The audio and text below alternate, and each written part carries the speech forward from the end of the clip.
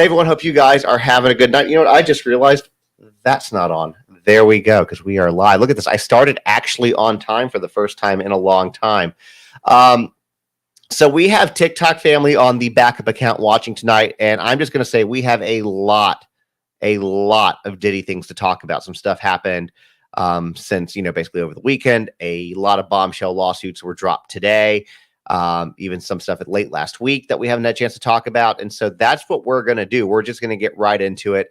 And if you aren't able to watch this thing to its entirety right now, or you come in late or whatever the case is, this is saved on YouTube, so you can go back and watch it at any point in time. Now, with all of that said, usually I get through this whole thing at this point and say, hey, look at the books, go buy these. I'm not going to do that this time today just because I'm being lazy. But I am going to ask you to do this. Please smash that subscribe button if you are here for the first time. I would appreciate that. Subscribing here is the same, on YouTube is the same as hitting the follow button on TikTok, which same thing for you guys. If y'all are on TikTok on this particular account watching and you don't follow already and you know me from my regular account, please hit this one, solely for the fact that I am banned from going live on my backup account, and I will tell you why here in a second. I kid you not. The last time I was live, which was I think Thursday, on my main account on TikTok, we were talking about Diddy stuff, and because I refused to believe that Diddy was part of the Illuminati, worshiping a god named Moloch and eating babies, I got banned for misinformation. I kid you not. So that is literally the reason when I submitted for appeal, came back within 2 minutes, meaning they didn't even bother with it. Reached out to my agency. They said they were going to uphold it. So we're just doing this till Thursday.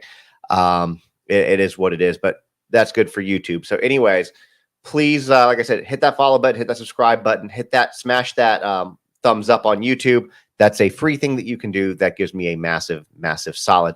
The other thing that I want to say real quick is I'm excited. I've had so many things that I have to make videos about that I have not had a chance to make a video about this. Well, let me phrase that. I've made this video.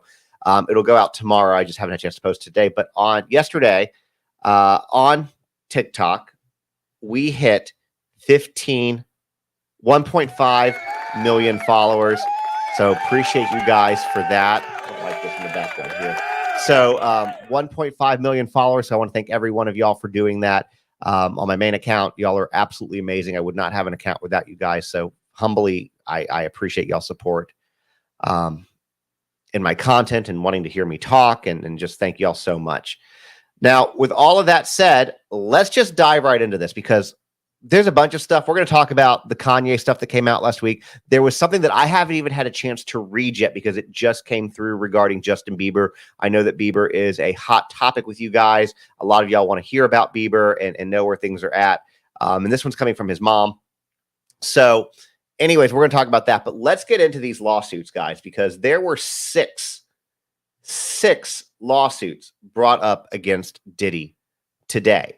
And there's at least 100 more we've been told that are going to be coming out. But these are the three today. And we're going to talk about it in detail. I'm going to try to do as much detail as I can to keep it social media safe. I will tell you that some of the stuff you will have to read between the lines because we cannot say it on social media. But you guys will get it. Now, of these six that have come forward, that have filed lawsuits as of today, they were all in Manhattan, 4 men, 2 women. Okay. And one of the guys was 16 when the abuse happened to him. And so I first want to commend all the victims for coming forward, for feeling safe now that he's been incarcerated, for coming forward. Especially the men, though, because I know that for men, it's very difficult to do that. Especially in this type of a situation. So, it's good. Because so many, all of this kind of stuff is underreported, but especially so in men. So, hats off to them and hats off to the women as well. Everybody who is feeling safe now to come forward. Now that he's incarcerated, now that we know that there is power in numbers. So let's just kind of start with this. Okay. We're just going to jump right into them. These happened between the years of 95 and 2021. One man says, I'll make this pulled up here real quick. Bear with me, y'all. All right, here we go. So one man says that his suit, he was just 16 years old back in 2008 when he attended a white party in the Hamptons, which had a lot of A-list celebrities and even smaller celebrities. There's a lot of very famous people there, obviously. This kid bumped into Sean Combs, told him that he was a fan, wanted to become a star. And Combs responded saying that the boy, had the potential and the look, right? The boy had the look, boasting he could make anyone into a star. So Diddy guides him away to a more secluded spot to talk. Apparently, there were some portable toilets over in that area. And once they got alone, Diddy told the kid, the teenager, the 16-year-old boy, to drop his pants, assuring him that it was a rite of passage in the route to becoming a star. The boy was apprehensive. He didn't want to do it. But Diddy said, "Don't you want to break into this business? Don't you want to do this? Don't you want all of this?" And so ultimately, the boy felt pressured and gave in to the requests. When he did, Diddy grabbed and fondled him before letting him go, and then telling him that his people would be in touch. Okay? It's effed up, guys. Another suit. This one's brutal. This one's brutal. Just to give you guys a heads up on this. So this happened a few years ago, okay? Or I say a few years ago. This happened, in May 2008. And this happened at the Macy's in downtown Manhattan, in New York City, the flagship Macy's store that's in Herald Square in downtown Manhattan, right? Or I don't think I need to say downtown Manhattan, but in Manhattan. This man worked as a advisor for the clothing brand Echo, if y'all remember Echo. And then while he was there doing some work, he ran into Diddy and 3 of his bodyguards inside a stockroom at that Macy's store. Now, at the time, or a lot of y'all might remember, Sean Combs has a clothing brand, or had a clothing brand, Sean John. And this was a time that they were looking to do some more marketing, so they were in the store as well.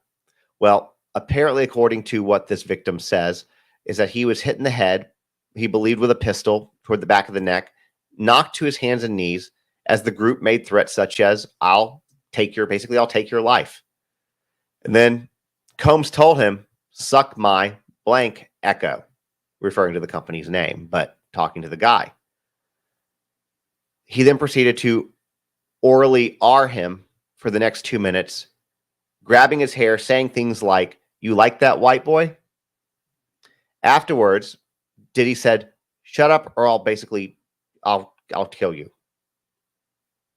He then headed to the storeroom where he passed out merchandise to a crowd as if nothing happened. As if nothing happened. The man did report this incident to Macy's security, but no one ever followed up with him. And then he ended up being barred from that Macy's location in the future. 3 weeks later, Macy's CEO pressured Echo executives to fire this man because Macy's had just signed a multi-million-dollar deal with Sean John Clothing. And Echo did eventually fire the man, and he was kicked out of the apartment that the company paid for. So it cost him his home, it cost him his job, it cost him his dignity. And the man says that to this day, he still fears for his life. There was a woman who said that she was 19 years old, a college freshman in Brooklyn, and she was invited to a photo shoot. This was back in 2004 when Diddy was promoting a group that he signed called The Band. I don't remember this group at all. Maybe some of y'all do, but that's what this was for. The woman then decided that she would go to this event. What an awesome opportunity, right? So she went with a friend of hers. She brought a friend who was also a freshman. And the pair was then invited to a after party, a more exclusive party back at the hotel.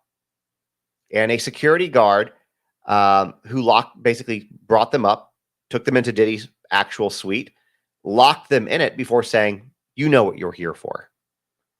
He then soon came to the room, pushing drinks and the white powdery stuff on him. And then he apparently ordered the friend to perform on him, or else they would basically both be killed, is what he threatened.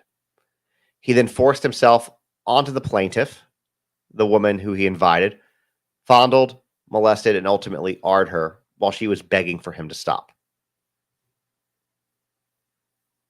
Another plaintiff who worked for Royal Reigns Management said that he was invited to one of Combs' parties back in October of 2021 in New York City, and this was attended by several well-known artists. The man was offered X by one of Combs' associates. He said, no, I don't want that. But he did end up having a drink. And he says that the effects of that one single drink were immediate and overwhelming, was exactly what he said. He said he felt very disoriented and tried to find a safe space before hearing a male voice say, hold on. He then remembers being waking up in a bedroom, having some consciousness in a bedroom, feeling paralyzed, while multiple men began to SA him through all sorts of different kinds of forced acts. He said that he distinctly recalls Diddy above him, nude, at one point during the assault. He knows that at least 3 men AR'd him. That man, ever since, has been forced to seek therapy for the trauma. The suit also includes a photo of the plastic device that Combs and his associates allegedly used to put the sedative into the drinks, used to put into the drinks, the sedative. Then there was another man who worked in private security for nightclubs and events, and he was hired to work as a guard at the East Hampton home during one of the infamous white parties, and this was back in 2006. During the party, Diddy allegedly targeted the plaintiff and provided him with 2 alcoholic drinks through the night. The man believes that they were laced, as so many others were. The man said that he felt extremely ill and leaned against his truck for support at one point outside, and Combs came up to him, asking if he was okay. He then forced him into an open van, held him down while he and basically the guy said that he struggled to escape due to the effects of what was in his system. Diddy held him down and then SA'd him, all while dismissing the man's pleas for help by repeatedly saying, you'll be all right. Don't worry about it. You'll be all right. He struggled to leave the party because of what was in his system, but eventually got out and reported what happened to his supervisor. He says that not a day goes by since this happened that he doesn't think about it. He's never married. He has troubles in relationships, according to the court papers. Now, there's another one. This one goes way back. Back in 1995, this woman was invited to a promo event for Biggie Smalls' music video, One More Chance. And this was an event that was supposedly packed with high-profile guests. Puffy asked to speak with the woman privately, ultimately guiding her into a bathroom where he started kissing her. She told him to slow down, but instead he advanced aggressively. He hit her, slamming her head against the wall, causing her to fall. She tried to get up. But when she did, he hit her again. He then lifted her dress and proceeded to R her while she was helpless on the floor. After he was finished, he said, you better not tell anybody about this or you will disappear. She was terrified. She left the party and has been scared ever since. She says that she now avoids news as it triggers traumatic memories. And she's been wanting to keep everything that happened a secret for fearing retaliation of him. There's more. Let me see if I can find them real quick. We have to get a bunch of different articles together. Or was that all of them? Anyways, these are brutal. And these are 6 out of at least 300 things that have been brought against him at this point.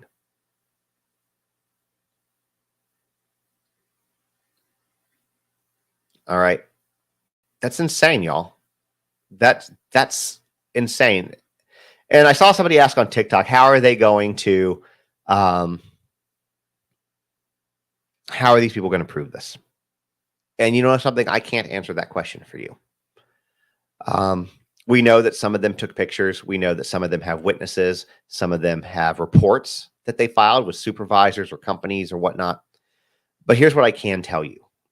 when Tony Busby made the announcement that these suits were coming and that the 120 that they had at that moment in time when they made that press conference, they said that the ones that they were going to be going for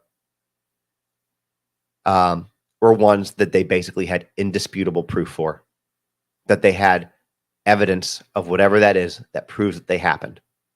I don't know what that is. Y'all don't know what that is. And we might not ever be privy to what that is. But all I know is that these lawyers aren't going to take these cases unless it's going to be a slam dunk. They want what's easy for them. The next thing I want to talk about is Kanye West. And it's very interesting how many people stand Kanye. I find the man personally disgusting. Full transparency, I'm 50% Jewish. I don't practice Judaism. I'm not in the faith at all. However, it's still 50% of who I am. And the anti-Semitic comments this man made are unforgivable. His love for Adolf and the Third Reich, to me, is unforgivable. But he's been accused, and if I did a video on this on TikTok and on Instagram for my Instagram folks. But in case you didn't see it or this is the first time, whatever, I'm going to go more in depth on it.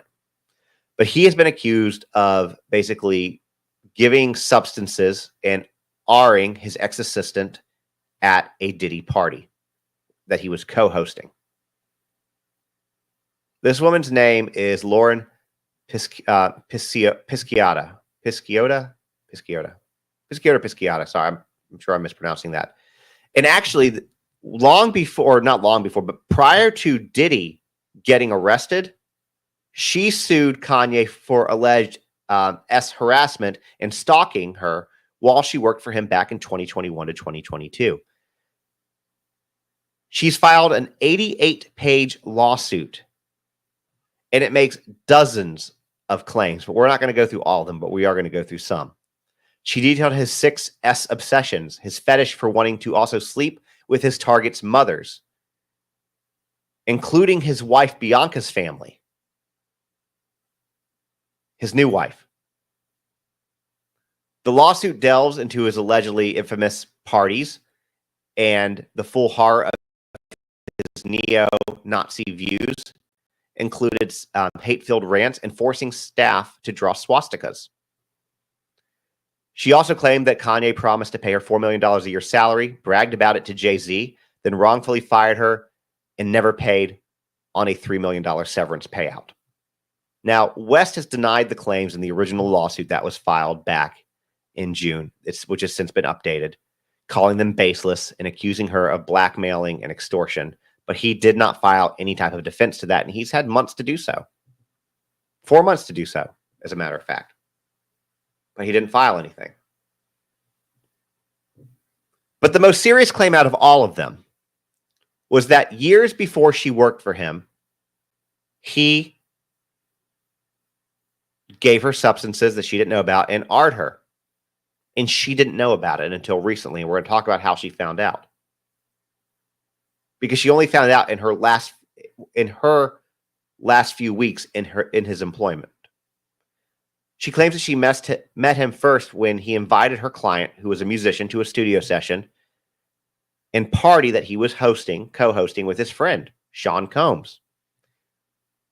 Kanye announced that everyone at this event at the Santa Monica studio had to drink if they wanted to stay. Does this sound familiar? Because we've heard this exact same thing prior to this lawsuit from other people. You have to drink this to stay at this party. And that's what they said. You have to have this drink if you wanted to stay. And she was handed a beverage by Kanye himself.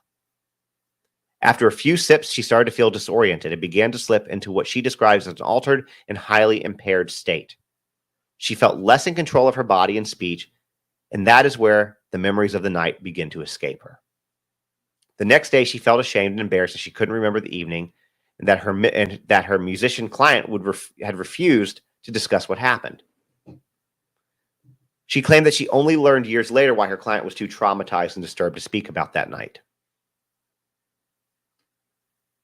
After years of believing that she was rugged by a studio assistant and escaped, she didn't think she had been molested or anything happened to her. But apparently Kanye West told on himself, because she claims that not long before he fired her in November of 2022, he was enraged about a comment his ex-wife made about him and her having an affair while he was still married. Now, in the lawsuit, the ex-wife's name was withheld, right? It was redacted. However, the only other wife he had was Kim Kardashian, and that's who he would have been married to up until early 2022. So she overheard this. She found out about this, and she told Kanye she wanted to send Kim a text to clear things up with her, as it appeared she was under the wrong impression about them, that they had never had an affair. They had never done anything. But when she said that, apparently Kanye told her that she couldn't send a message denying that they were ever intimate because of what happened at the Santa Monica party. And she's like, what happened at the Santa Monica party? And she goes, well, we did kind of hook up a little one time. He then apparently began to reminisce about the time he was referring to where he hooked up with her after she had been given substances. He claimed that,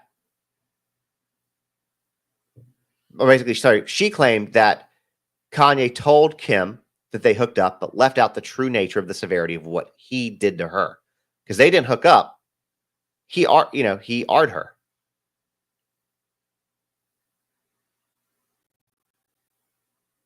Apparently, though, had Kim Kardashian been told the truth and known that Lauren was in fact given substances and essayed by him, she would have never made the comment. Anyways, when he told her all this, she said that she has no memory of that night. And he laughed, saying, women love to say they don't remember. Such a manipulative, garbage tactic, but I don't expect much from a man like him. She claims that his true nature was predatory, aggressive, compulsive, vulgar, perverse, and frighteningly calculative. The lawsuit calls him a premeditative and sadistic groomer who uses his fame and position to feed his insatiable gratification and animalistic desires that have little boundaries.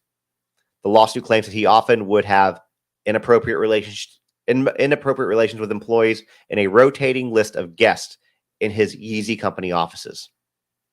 The employees were ordered to construct makeshift bedrooms consisting of a mattress on the floor, pillows, and a blanket in a room, or even just a closet. He also would use staff bathrooms and changing rooms. He apparently also had a thing, like I said earlier, for wanting to sleep with the mothers of his targets, as well as them, and he would frequently talk about this.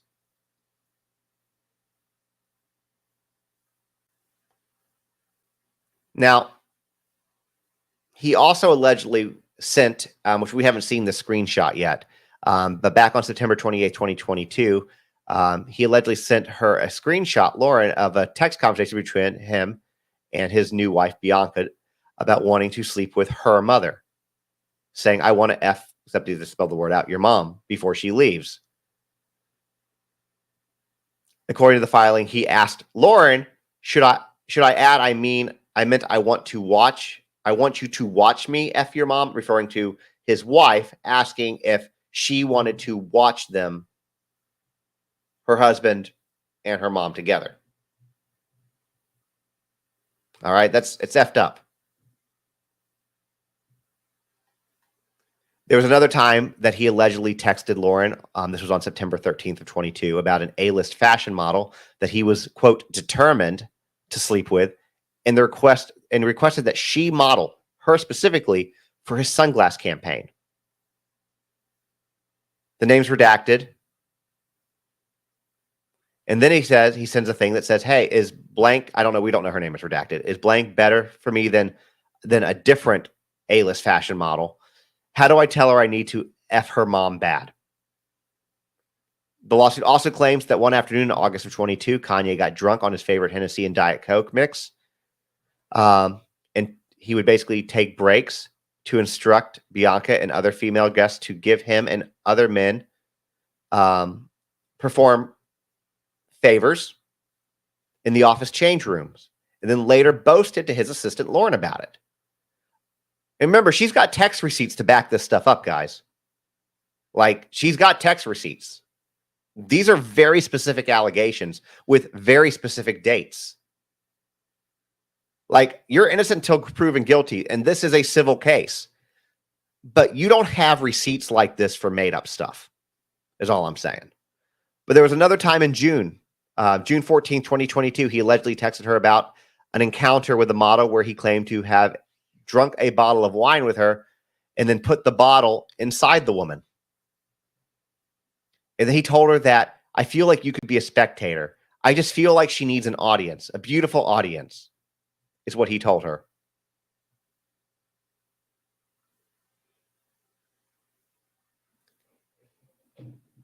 There was also apparently that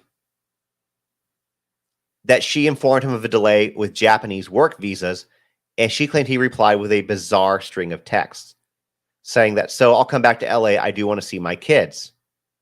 He goes, and with a bunch of A's, there's so much referring to a woman's anatomy, starting with the letter P. In LA, I might rent a room, take the honey pack, drink some tequila, and just take appointments. I'm a great guy and dad, but I love bad bitches, and I love to F the shit out of bad bitches and make them fall in love. That's what he said.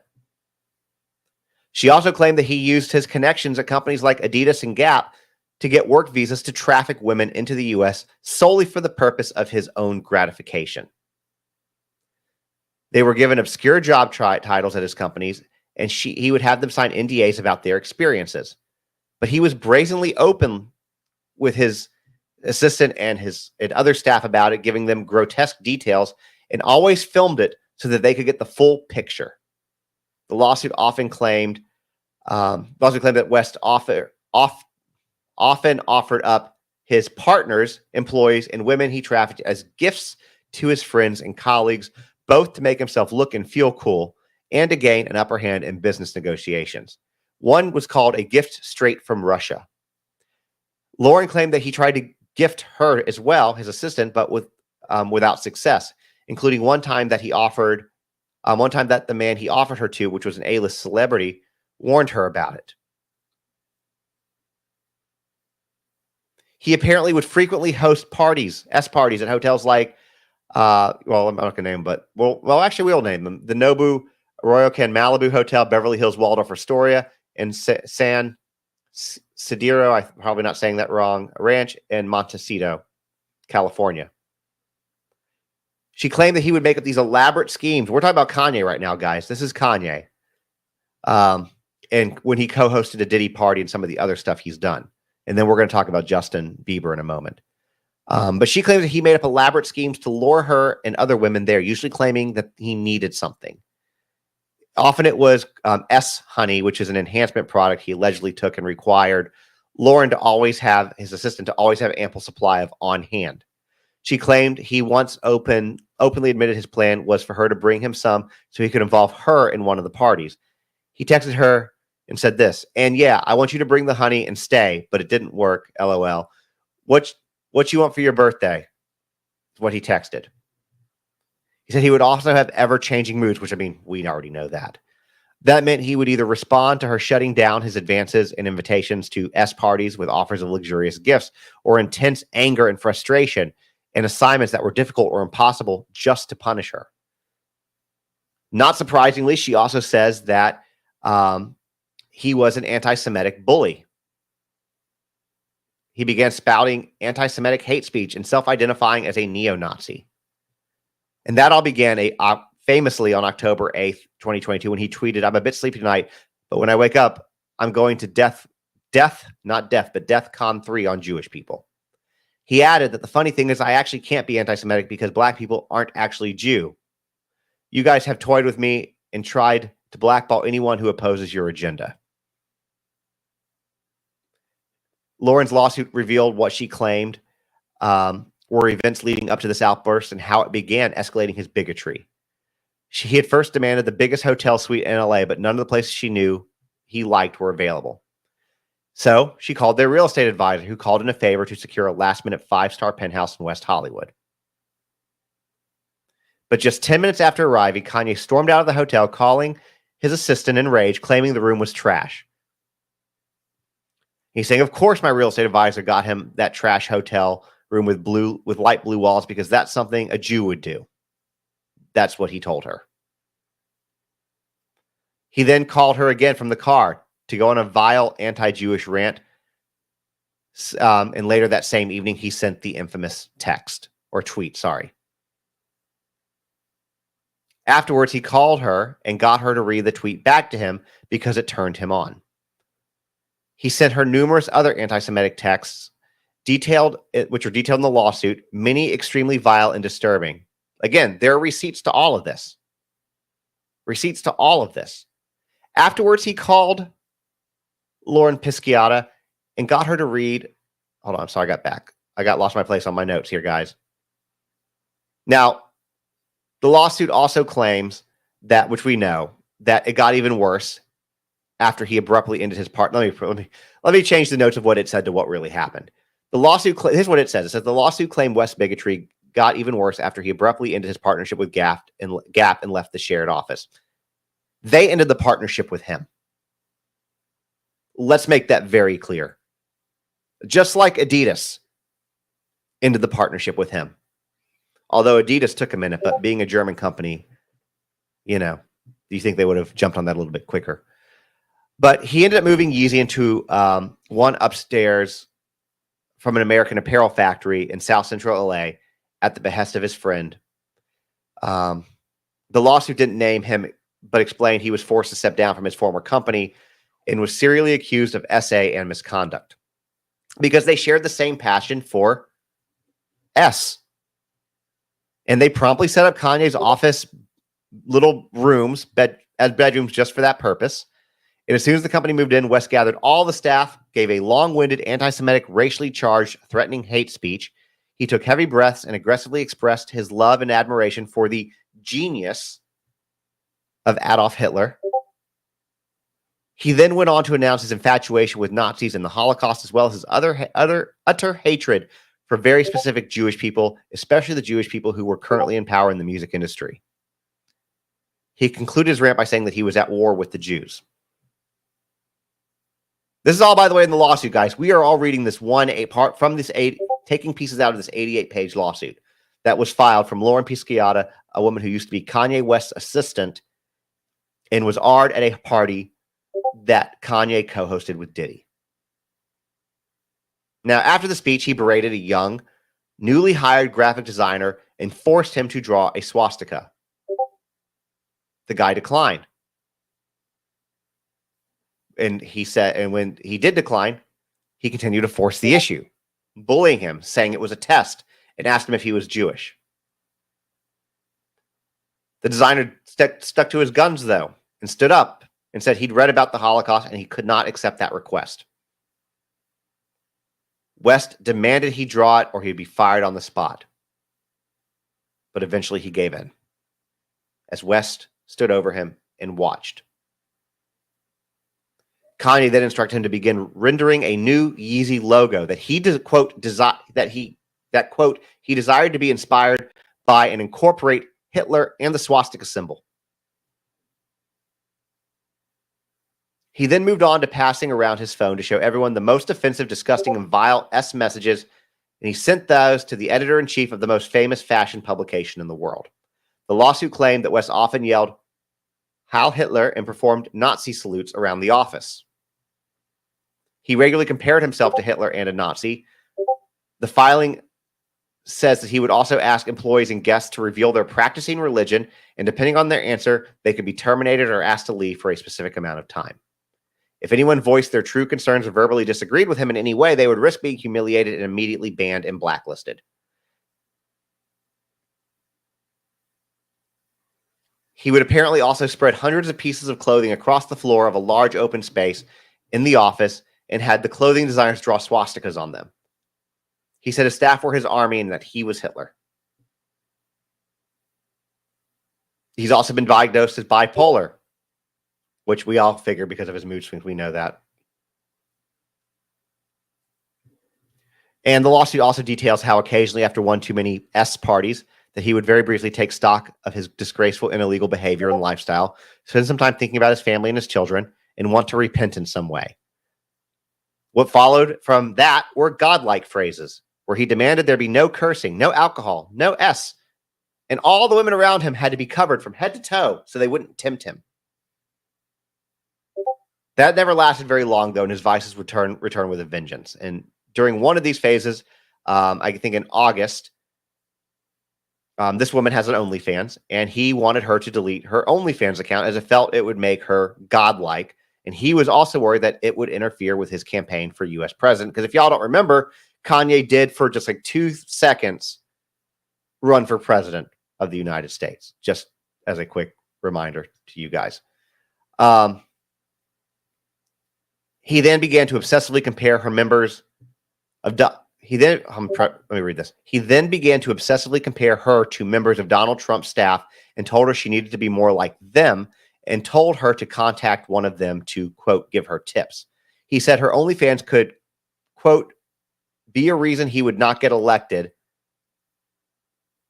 but admitted another reason was that it would give him too much temptation. She said that she deleted it after he promised her an extra $1 million. Now, he would also, in contrast, often brag about her OnlyFans account to other professionals in business meetings when she would enter. He said that she was not only the smartest and hottest assistant of all time, but also a millionaire and an OnlyFans superstar. He was just bragging. She claimed her social media and tasteful OnlyFans earned $1 million a year by themselves.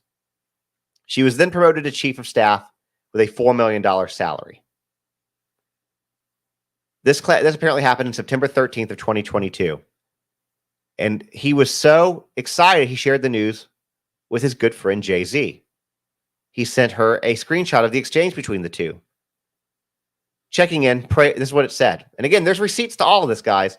Checking in, pray all is well. I made Lauren Pisciata chief of staff, and I would like, for name withheld, redacted, to meet with her because I know she would relate. That's what he said to Jay-Z. Jay-Z replied, peace, all is well. Wishing the same for you and yours. Yeah, thanks for that nod. Makes me smile. Congrats. That same day, Lauren claimed that West sent her a text message confirming her salary. I'm giving you a $3 million raise. You are now my official chief of staff. But before this promotion, her salary came with a cost, both workload and constant harassment. She was to be available 24/7 and had to request time off to do literally anything, including sleep, shower, or go to the doctor. And she would have to give him very detailed information as to why. One time she asked to go to her Pilates class, and he was in a good mood, so he said yes. But then followed up with a text. Absolutely, you.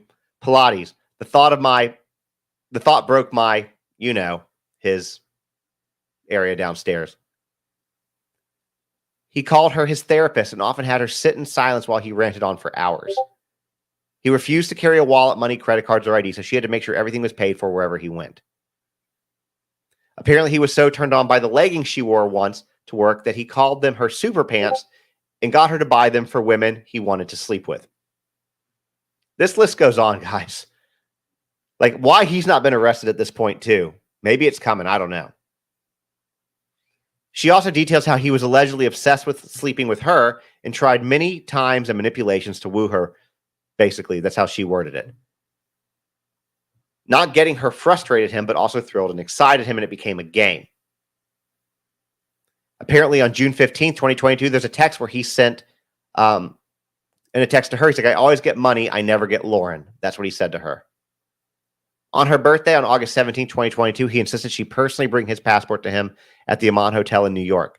She claimed this was done because he only wanted her to spend her birthday with him, and he wanted a hug. That's why he wanted her to do it. There were many other sick and disturbing texts that were in alleged incidences that were described in the original lawsuit. Kanye was also apparently sent spinning into a hateful and frightening rage by as little as an employee wearing the wrong color or an exclamation mark in a text message, which set this man off. She said that he is no stranger to bullying, harassment, public humiliation, tantrums, and other scare tactics. He This is all from the lawsuit. He regularly, both and publicly and privately, uses these tactics when interacting with Pisciata, his family members, A-list celebrity female musicians, high-level public figures and executives, Chase Bank presidents and board members, people of the Jewish religion, and former and current staff and executives at his companies and those of Adidas and Gap to get what he wants.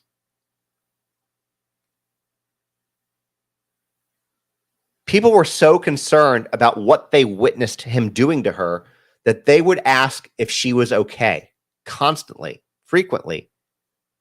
But there were small windows where he wasn't being abusive or aggressively trying to pursue her. And then he would appear in those moments to give genuine praise. Now, I will say this, look, being bipolar does not make you racist, does not make you anti-Semitic, but it does give you wild mood swings. We do know that. I'm not giving him a pass. I'm just saying. Anyways, Lauren Pisciata used various examples as evidence that he valued her work enough to promote her to chief of staff with an enormous salary. She claimed that West referred to her as the inspiration for Yeezy Season 1 in high-level business meetings. One time when a model he was relentlessly pursuing finally agreed to have dinner with him, he showed his appreciation, if in a disturbing way, he said, hitting the restaurant with the model, "Thank you for always believing in me. I think you," because my area downstairs thanks you, my brand thanks you, is what she wrote or sent in the lawsuit. So that is Kanye West, guys. That is Kanye West and the things that he had done and how it relates to Diddy. Now, again, a lot of the stuff that we talked about had nothing to do with Diddy on this. The fact that he honored her at a party and she didn't know about it until his wife, till Kim Kardashian said something, that was Diddy. But I figured I was going to take this opportunity to go through what was in that lawsuit because he did so many of the same things that Diddy did, except add anti-Semitic, racist behavior to it. So let's take a break real quick. And let's just digest what we heard before we get into Justin Bieber. All right. I see that on YouTube, we have a starred comment. Cindy became a new member. I want to make sure we take a moment. Let's do this. Thank you, Cindy. Appreciate you becoming a member of the channel on YouTube. I appreciate your support. Thank you so much. Real quick for my friends who are watching before we get into Justin Bieber on the TikTok backup account, this is my backup account. If you are seeing me on this, I am banned on my main account until Thursday. So this is what we're using. That is why you see a number 2 there. This account is only used for these types of purposes, but just to let you guys know that. We are also live on YouTube for anybody who wants to jump over there. I am trying to grow my YouTube. It's the same name, Just in the Nick of Crime on YouTube. If you want to go over there and watch it, oftentimes, not this particular one, but oftentimes I do put visuals up. Now, with all that said, there is some new stuff for Justin Bieber. I'm going to be very honest with y'all. I have not read it yet. Okay. It came out as I was getting my daughter ready for bed, as I was spending time. So I sent the article to myself and I was like, you know what? We're just going to read this on the thing. We're going to read this with everybody. And we're going to do it because I feel like this is going to be a good article. I feel like it's going to give us some more insight because this is actually coming from Justin Bieber's mom, Patty. And the headline is how Justin Bieber's mom, Patty, unknowingly signed him away to Diddy. So let's talk about that. Somebody's asking, where did that info come from? A lawsuit. Came from a lawsuit.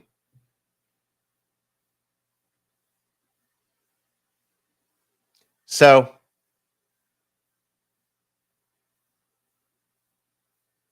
we're just going to go through this article together, guys.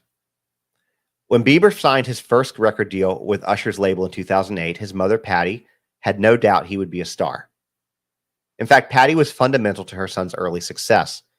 She accompanied him on his first trip to Atlanta to meet Scooter Braun, uploading videos of Justin singing cover versions of famous songs to YouTube, which is where his talent was first discovered.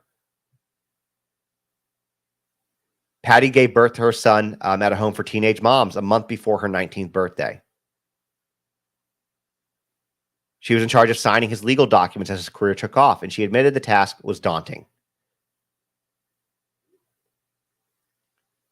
A little bit of Patty's past, because I think this is relevant based on what I've kind of seen on the article. Patty was abused as a child from the age of 5 by a male babysitter and a friend's grandfather.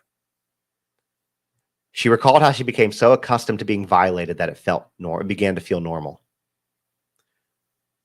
She turned to illicit substances and alcohol in her teenage years to mask that pain.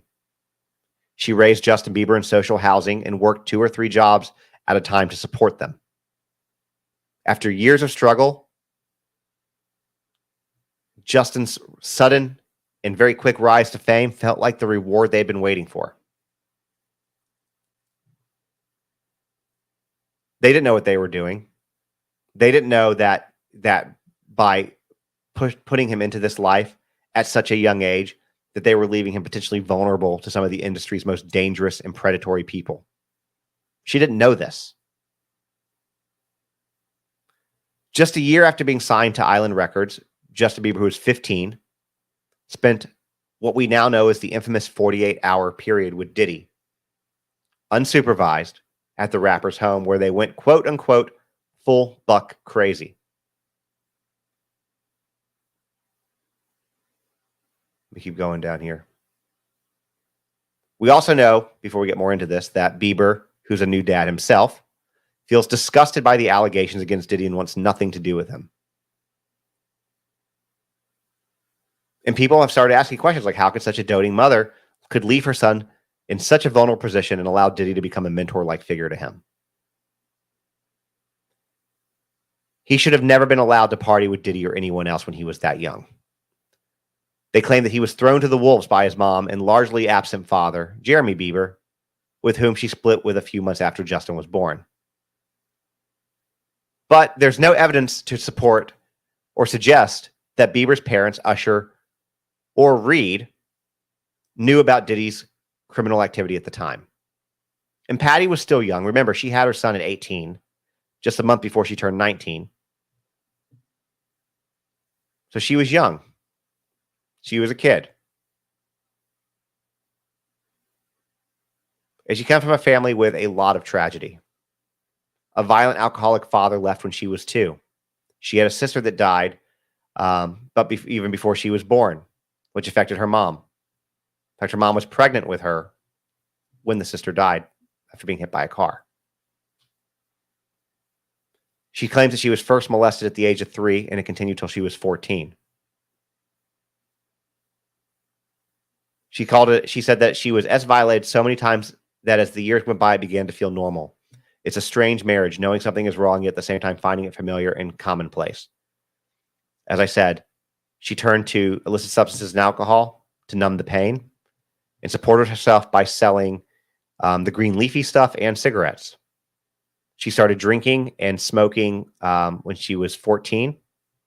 There were more parties than she knew what to do with, and every one of them featured some type of mind-numbing substance. Basically, she would self-medicate. By the time she was 16, she couldn't function without numbing herself in some way. At 15, she was awed by a boy her age she met at a party, shortly before getting together with Justin's father, Jeremy, a 4-year on and off relationship she admits was doomed from the start.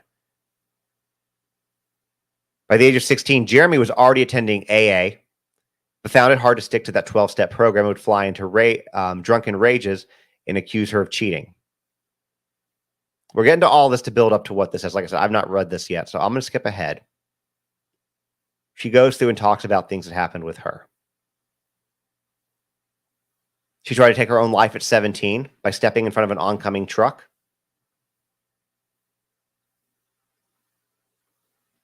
The driver swerved and her life was spared, and she was admitted to a psych ward.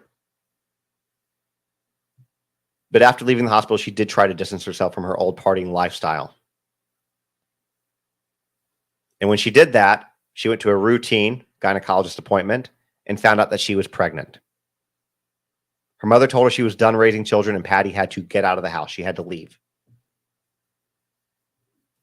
Then just before she turned 19, she gave birth while living at a home for teen moms, the Salvation Army's Bethesda Center in London, Ontario. On the day Justin was born, her father, Jeremy, was in the county jail for getting into a fight and remained there for the first 11 days of Justin's life. He was close to his mom. He was on a mother's allowance, which was the Canadian equivalent of welfare. She talked about all the stuff that they went through. This mom had a rough life. I'm not excusing her, but man, rough life. But she gets to Justin, and she believed in him. She believed that he had talent and believed that he could go somewhere. She said that she was by his side for the first visit to see Scooter Braun in Atlanta and their eventual move there from Stratford. Her writings emphasized her faith in her son's talents while also admitting she didn't know what his success would actually entail. She said she believed in Justin with all my heart and was excited for his future. She knew without a doubt how talented he was and how much he wanted this. She just didn't know what to expect. While signing all of his documents, she revealed that she was afraid her decisions would put him in the path of unhealthy long-term relationships. She writes, "Things are happening so big and so fast with Justin. I was responsible for signing contracts that could affect a large portion of his life. Pages and pages of legal jargon were being presented to me each day, and even though I had an attorney who helped walk me through each paragraph, it was still a daunting task. At the end of the day, I was Justin's mom. I was accountable for any documents I signed or any deal I authorized, and I was afraid of making a mistake. What if I signed something that steered Justin in the wrong direction or put him in the path of unhealthy long-term relationships? But I couldn't allow those questions or fears to complicate things. God wouldn't have put me in the situation to fail. I began to follow my instincts. I'm sure I made mistakes along the way, but what parent doesn't?" And unknown to Patty at that time, that would start a chain of events, butterfly effect, if you will, that ultimately led Bieber to be mentored for many, many years by P. Diddy. Usher brought Justin Bieber to Music Mogul L.A. Reid's as a gift when he was this is going to get creepy, y'all, because I've read this before. This part on a different article. This is creepy, y'all. This right here is creepy. Usher brought Bieber to Music Mogul L.A. Reid as a gift when he was a beautiful 14-year-old boy. That is what Music Mogul L.A. Reid wrote in his tell-all memoir. I don't know what it's called, but he wrote it. It's a memoir published in 2016. So if you want to read that, that's something that you can read.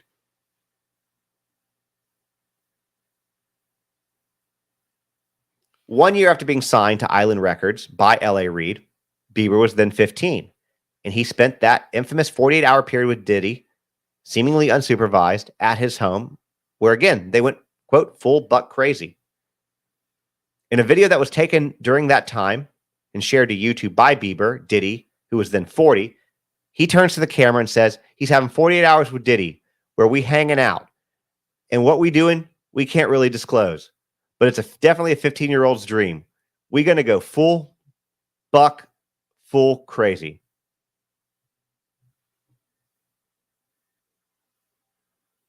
Now let's give a little bit of background on Reid, who signed him.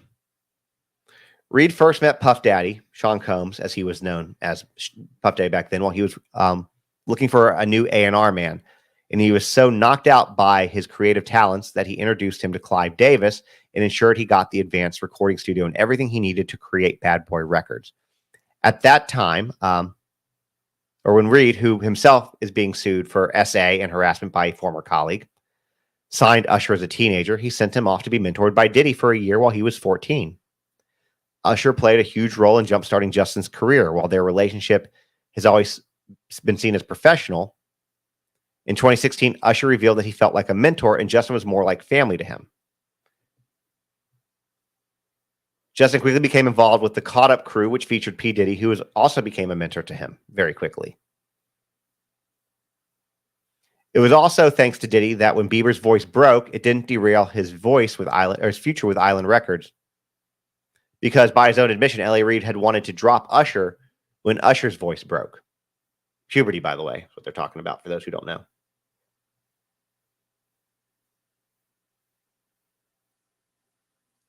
Speaking to the Hollywood reporter, he revealed how P. Diddy was the only one talking about L.A. Reid, talking him around, telling him, "Don't be a fool. Don't sell your stock in Usher. He's going to be a star. He's everything you thought he was the day you signed him."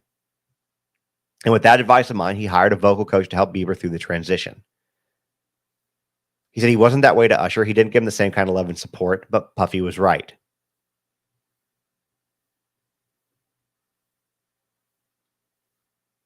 Then it goes into talk about how Jeremy Bieber was not part of his life for a long time. And he had basically tried to rekindle his bond with his son. And he's now much closer to his dad now. I mean, I'm glad that he is. I'm not going to make any inferences on that, but I'm glad that he's closer to his dad now. Patty, his mom, still frequently posts gushing messages about her son to Instagram, as well as sweet photos of the two of them together. Her profile pictures even her hugging Justin while she spends the Christmas period with him and Haley. So let me see if there's anything more about Diddy here on this.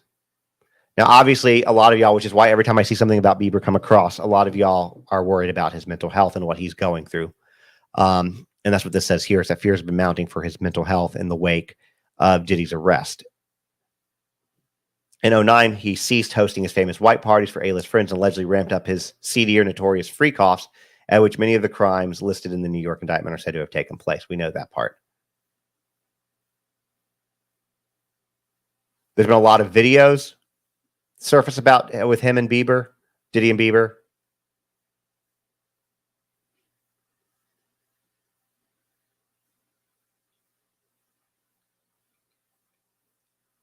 I'm trying to see what else.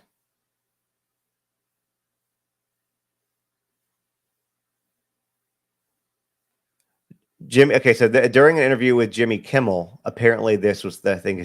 This was the conversation. You know, Diddy bought his son a Bentley. Maybe he could buy you one also while you're at it. Justin responded with, "He got me a Lamborghini. I haven't gotten it yet, though."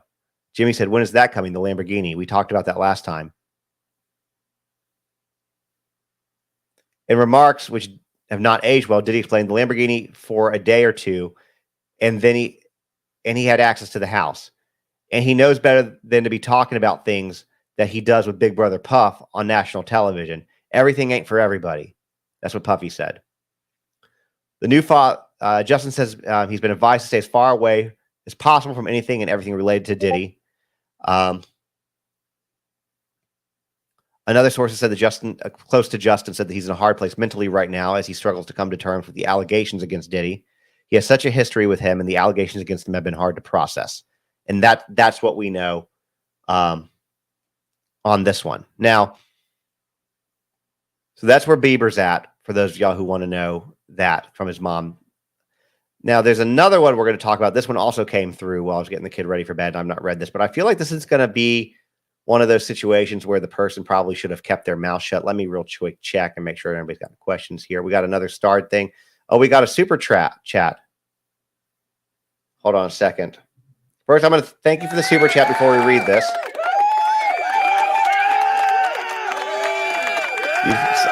I tried to tell you thank you, by the way, for the super chat. I tried to tell you at CrimeCon that all this was about to break. Also, Jonathan Adi has a hearing tomorrow, 10:15. First I've seen plea deal on docket. I reposted the Zoom link on Twitter. Thank you for doing that. I will definitely check that out. And here, look, I'm not surprised that all this stuff was going down. I think that it's been 30 years in the making. I agree with you. I vaguely remember that conversation. But if that's the case, regardless, you're right. You're right. But this next article, let's talk about this real quick, because this is Little Bow Wow. And I haven't read this yet again. And the reason I pulled it out because I was like, I feel like this headline's not going to age well, y'all. Like, I think I get what you're trying to say, but the little bit I've kind of skimmed it, I don't think it's going to be well. So let's do this. Okay. The headline this is about from formerly Little Bow Wow, but now just Bow Wow. Why Bow Wow thinks Diddy's absence is a loss for the music industry. The rapper claims that Diddy's arrest killed the party scene. I don't think this is going to age well, guys. I don't think this is going to age well. But let's find out. Let's find out. So apparently Bow Wow opened up about the noticeable absence of Diddy from the music industry, particularly during the BET Awards weekend. He expressed that the atmosphere felt different without Diddy's legendary parties, which have long been a staple to the entertainment scene. Bow Wow apparently described Diddy as the gatekeeper to the game, emphasizing how the past 2 BET Award weekends lacked the usual excitement and energy. He said, just didn't feel right because it was no motion. It was no parties. And apparently this sentiment is something that resonates with many people in the industry who have come to associate Diddy's gatherings with the vibrancy and social connections that define the music world. This was during a podcast. And so if y'all want to listen to the podcast, this looks like Rossi Diaz, Rocsi. Sorry if I'm saying that wrong. That's their podcast. And it was the podcast called More to the Story for anybody who wants to listen to it. It's the Bow Wow episode. But apparently during the parties, Bow Wow reminisced about the iconic parties that Diddy used to host. And Rossi added her own perspective because she went to them too, saying that she often left before things got too wild. And he goes, for the record, I left before one. I've only been to 2 parties and I've never seen a freak off. That was clarified. They said that he also has a cultural significance. Despite the controversies surrounding him, Bow Wow still praised Diddy for his monumental role in shaping the culture. He stated he's monumental and important. I'm going to pause here for a minute because, again, this is my first time reading this. And I'm going to think very carefully how I'm going to choose my next words. Diddy's monumental and important.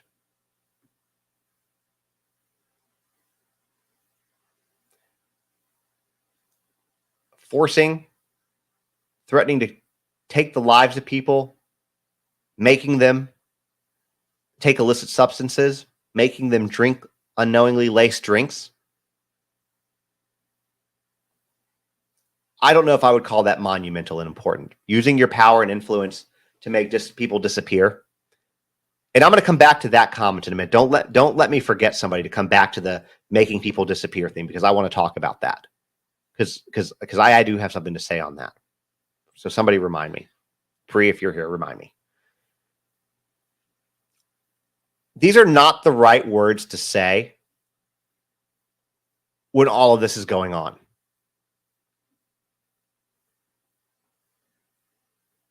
There are real people with real pain that this man has impacted. And because you missed the parties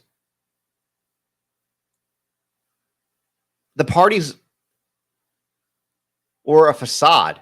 They were there, but they weren't what you thought they were. A lot of people were there because they were forced to be there. Wouldn't you rather have a party where no one gets hurt?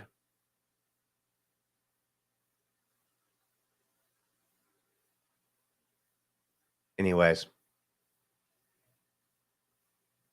he's got serious allegations against him, and I wouldn't say this. And this did get some backlash on social media. Somebody said that Bow Wow missed them diddler parties bad. Another person said, so go throw a party, Bow. Throw a freakless party and fill the void. Problem solved. Yeah, and I agree. You miss the parties, throw one. You have money. You might not have Diddy money, but you have enough money to throw a hell of a night. Get Jay-Z to do it.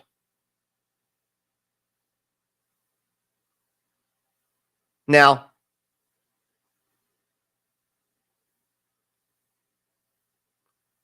with Bow Wow, it appears he didn't speak on the allegations. He didn't speak on the victims.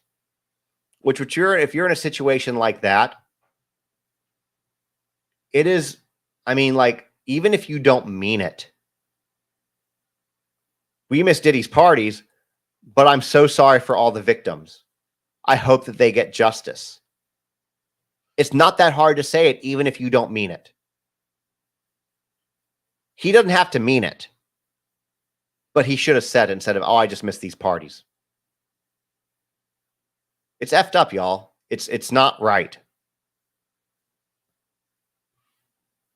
And I really kind of feel that maybe I need to make a video specifically about this one by itself. That's effed up, y'all. That is so effed up. Now, I said I wanted to come back to something real quick, which was somebody, and I'm gonna give credit where credit's due. I don't know who said it, but I'll tell you who said it. But somebody made a comment along the lines in today's video about Diddy and these new 6 lawsuits. about how many people might not be around to share their story that did disappear, that might have died from something. Now, look, guys, we already know that it's, I mean, right now it's allegations and rumors, right? Speculation. If you've been following me for a while, you know how I feel about Diddy and his connections to various bodies. Tupac Shakur being at the top of that list. Kim Porter. Biggie Smalls. A lot of bodies that follow this man. But what about the lesser knowns? Right?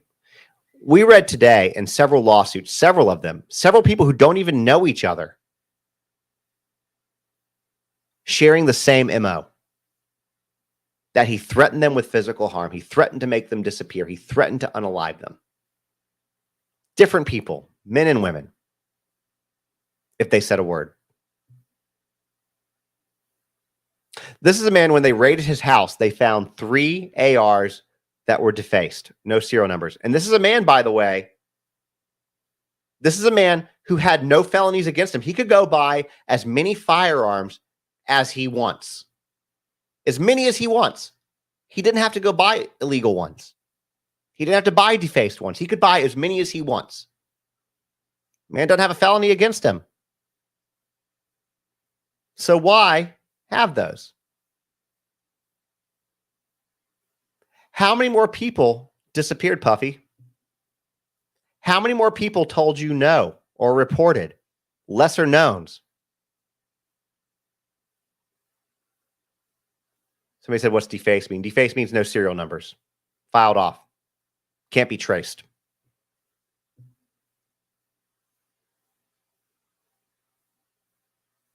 Where are the bodies? Are there more bodies? And we all know Tupac, Biggie, Kim Porter. We all know these names. There's been rumors about Aaliyah and some other people. We know he set fire to Kid Cudi's car. We know that too. So, how many lesser known women and men told him no, and he did make them disappear? How many are unsolved that he paid off or made never happen, that are missing people?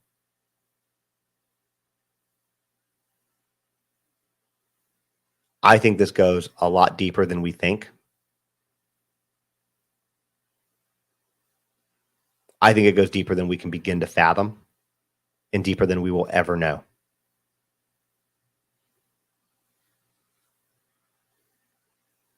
I don't think it's a far stretch from being as violent as we saw him be with Cassie, and as violent as we've heard him be with other people, to throw, to set people's cars on fire and to do the things that he's done. It's not a big leap to go from that to taking somebody's life. I had the privilege and the honor last weekend, not this past week, but the week before that, to sit down with Nikki and Jim Schmidt, which is Gabby Petito's parents, mom and bonus dad, her stepdad, but I call him the bonus dad. And one thing I learned from them that I didn't know is that if somebody grabs you like this, men to women, particularly, if a man grabs you like this, there's like a 700 and something % chance that it will go to here at some point.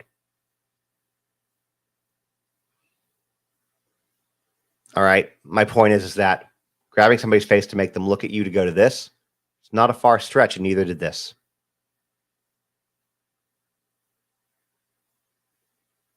People on YouTube are saying Aaliyah and are asking if she died in a plane crash. Look into it. I'm not making any accusation, but the rumor is that he had something to do with the plane. Knew the plane was dysfunctional. Had made sure she had substances before she got on that plane. Those are the rumors. They're as valid as the rumors, the ones about Tupac and about Biggie. Go look it up. I mean, it's at this point, it's a speculation. It's an alleged. It's a conspiracy theory. That's what it is at best at this point.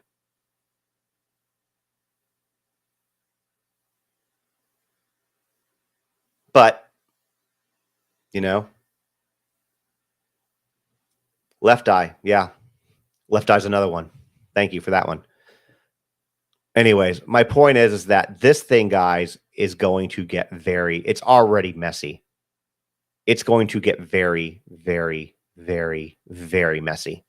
It's already starting to. What came out today, and every single day, y'all, every single day, there is something new coming out about this guy. Every single day, something new. The other thing that I want to address is the list of names, because I see in my comments a lot, and I don't know in who's asking this question, who wants to know this question, but I'm going to tell you anyways. When you think of a list of names, in my opinion, and you can correct me if I'm wrong, you're thinking of a list like Jeffrey Epstein's list. Like, you're going to get a list, a document, or a book that's got a bunch of names in them. And it is my opinion on what I've seen, what I've read, how deep in the rabbit hole I am on this, that is not what you're going to get from this. You're going to have names that come out in the federal trial, which is as of now in May, by the way. You are going to have names come out from there.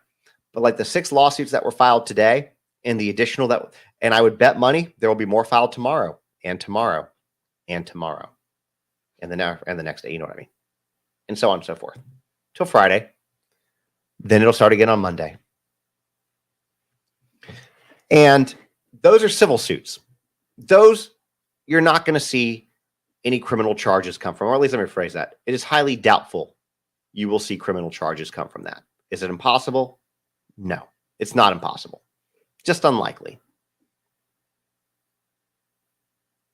But it's civil suits. And so some names we won't know, because these celebrities have an opportunity to settle with the victims.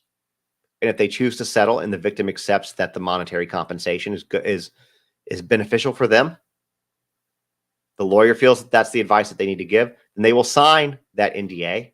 It'll go private and they'll get paid their undisclosed amount of money. And here's the thing. When you're talking about civil suits, it's about one of two things. It's about money or information, or both, or a possession that equals money, or a possession that equals information. Okay, so these people, they're after money. There's no shame in that. There's no shame in that. He did them wrong. They're filing a lawsuit. They want to be financially compensated for it since he's not getting criminal action from it. It's my opinion that these people feel safe to come forward now because he's incarcerated. Do I feel that there are some people calling this law office that are fraudulent? Yes. Do I feel that the people who they are filing the lawsuits for, the ones that are actually being filed, are? No. I don't believe that those are fraudulent. I believe that they have enough evidence to go forward and move forward with those.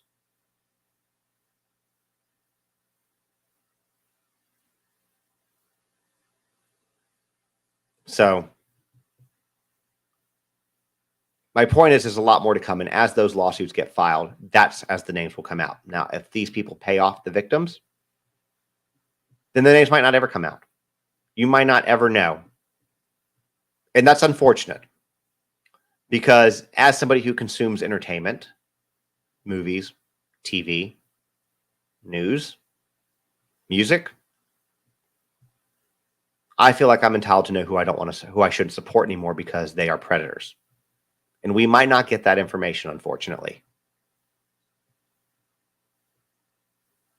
That's just how it is.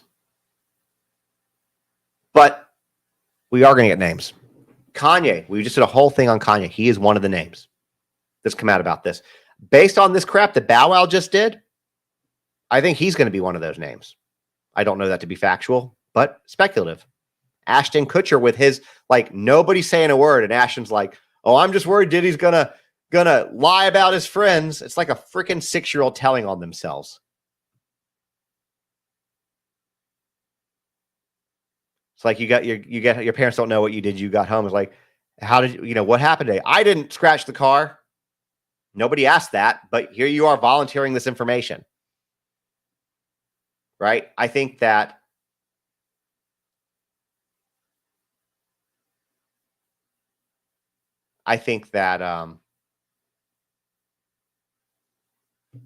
Ashton's telling on himself.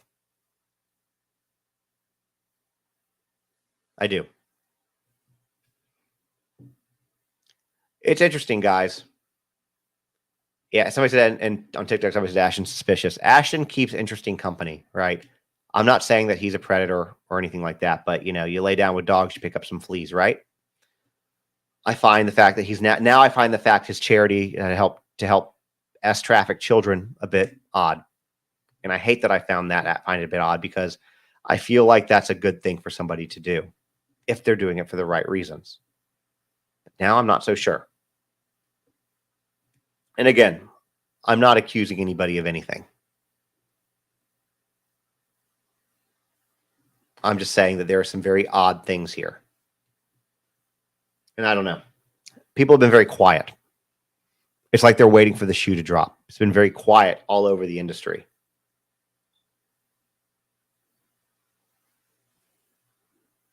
Anyways.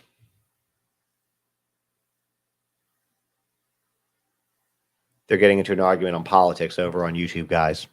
I'm going to just stay away from that one.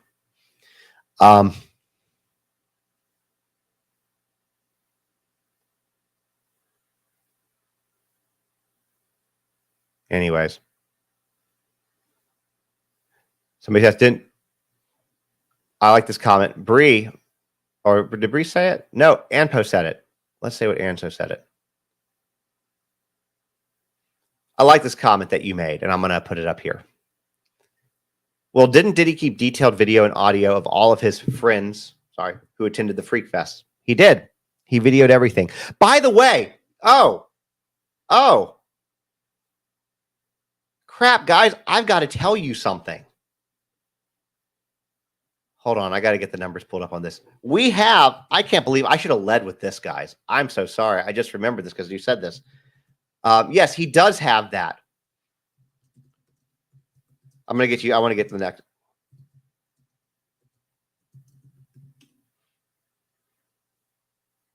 Hold on a second. So, all right. So the other day when we talked about the fact that there were, I can't remember how many, but there were a lot of devices that were taken. We knew that there were several terabytes of information taken. Okay.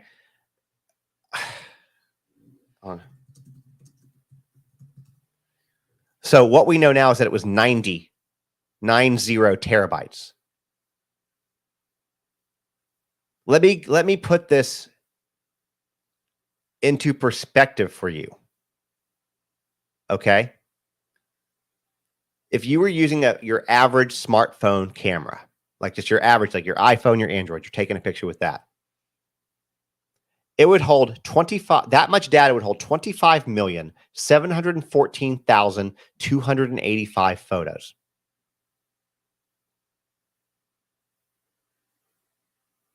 If you were recording video at 1080p, full high def, 90 kilobytes is 36,000 hours of non-stop video. 36,000 hours. Let me do some quick math here for you. That means if you sat down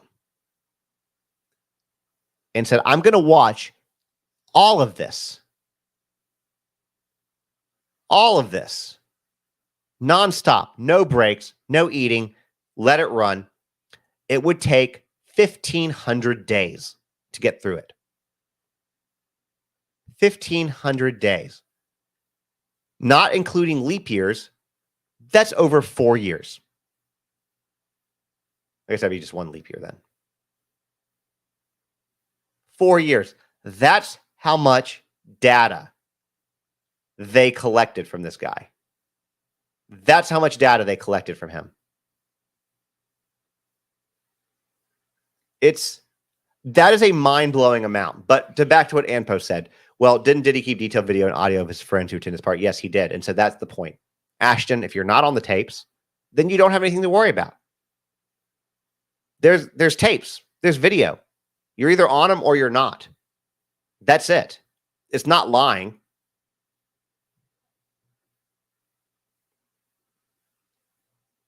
Either you are or you're not. Somebody said the data can be split to many people to watch, though. Yes, but I'm just showing exactly. The data would have to be split to many people to watch and go through, and I'm sure that's exactly what the FBI is going to do. However, I'm trying to put into perspective so people can realize how much data that is. How much data. It's a ridiculous amount of data. And we know that it's predominantly video. Like we are well aware of that based on the fact that he was recording these things 24/7 and he had them for so long.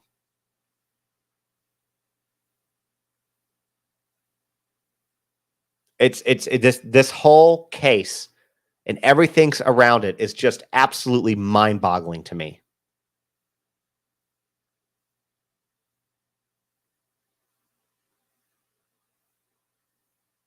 I'm trying real hard to withhold myself, but this guy keeps saying stuff, so I'm gonna do this real quick. I can't believe I shouldn't get into this. I should do better than this, but I'm gonna do it anyways. Can't help myself. The only reason that Diddy was arrested and his homes were raided is because Diddy was probably threatening to blackmail powerful politicians. Disagree. This is not an Epstein situation, in my opinion.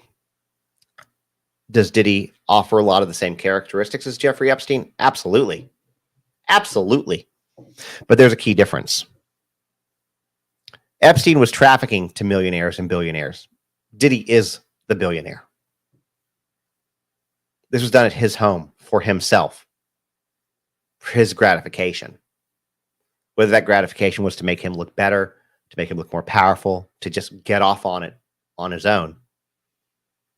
Whereas Epstein had a list of people above him. I personally have not seen anything, and I'm telling you guys, I am very deep into this. I have not seen anything that would indicate there is anybody that he is the lightning rod on this. That is my opinion. The FBI is not going after 92-year-old Clive Davis. He's not. They're not. Even if he's involved, they're not going after a 92-year-old man. That'd be a waste of resources for somebody who'll be dead any day now, basically.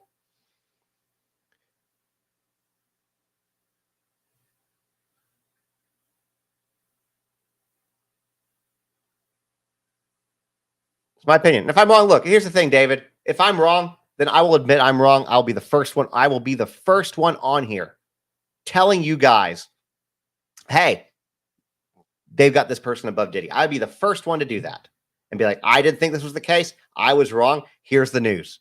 Here's the information. But as of right now, I don't see anything that indicates that. Everything I see is that Diddy was the top. Jennifer says his mom. I don't think his mom was either. I think it's him. I think it's solely him. It's money and power and control.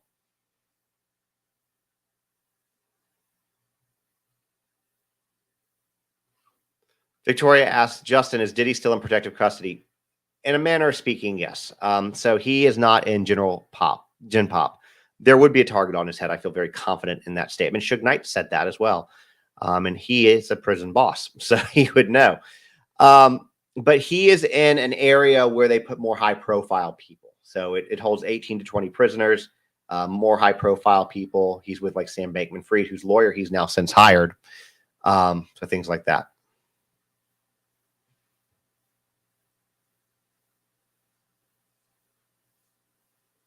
Kiana says, when it comes to Tupac, they are crazy at me. I have a feeling, Kiana, I don't know your opinions on Tupac, but I think that you and I are probably on the same page on that.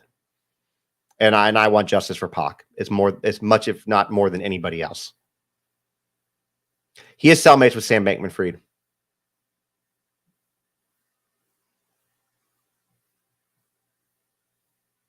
David asked a follow-up question. And it's not a bad question. Honestly, it's not. So why did the government suddenly arrest him after doing these freak-offs for over 20 years? Because being able to arrest somebody and make it stick is different than being able just to arrest somebody to arrest somebody. You had to have evidence. You had to have corroborating witnesses. They didn't get Al Capone on anything other than tax evasion because they were so good at hiding and they knew what he was doing. The issue is that you can know something's going on with the law, with the justice system, and it doesn't matter unless you can have tangible proof and you have corroborating witnesses. That's why. Somebody's saying that there's a second Kanye lawsuit. Let's take a look real quick. Fear behind fear.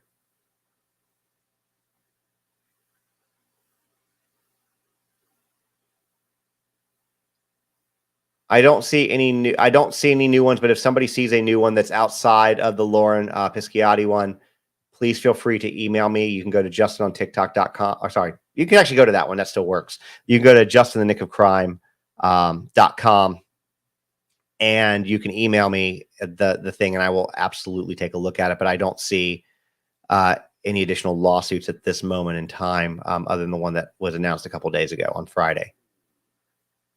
So, but there is more information about him, and maybe we need to do a deep dive on Kanye West and some of this other stuff. Maybe tomorrow. I don't know.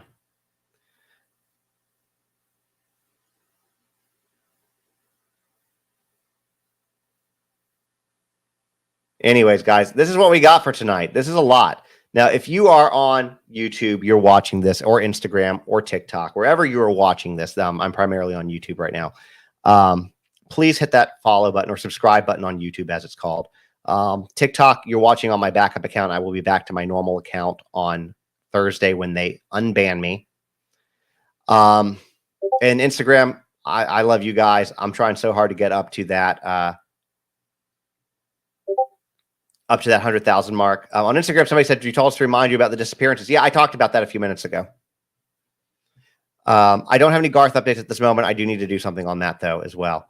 But anyways, if any of y'all want to watch this, I talked about the disappearances. I came back and talked about that, about how many bodies are there. How many bodies are there? And for anybody who came in late, whether it is on TikTok, YouTube, or Instagram, this is saved on YouTube. What I'm doing right now, I have a Diddy playlist. As soon as I end this live, I will go into YouTube, move this to the Diddy playlist. You guys can find it, get caught up on all that information that you want to do. But I appreciate you guys on that. So anyways, I appreciate y'all. Have a great evening. I will see y'all tomorrow because I guarantee you we'll have more updates. Actually, I can already tell you we're going to have more updates. I've already seen some stuff that we'll talk about a little bit more. But I appreciate y'all coming.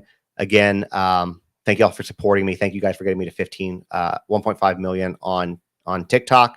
Y'all are amazing. Thank you, everybody, for listening, and I will talk to you guys soon. Bye, everyone.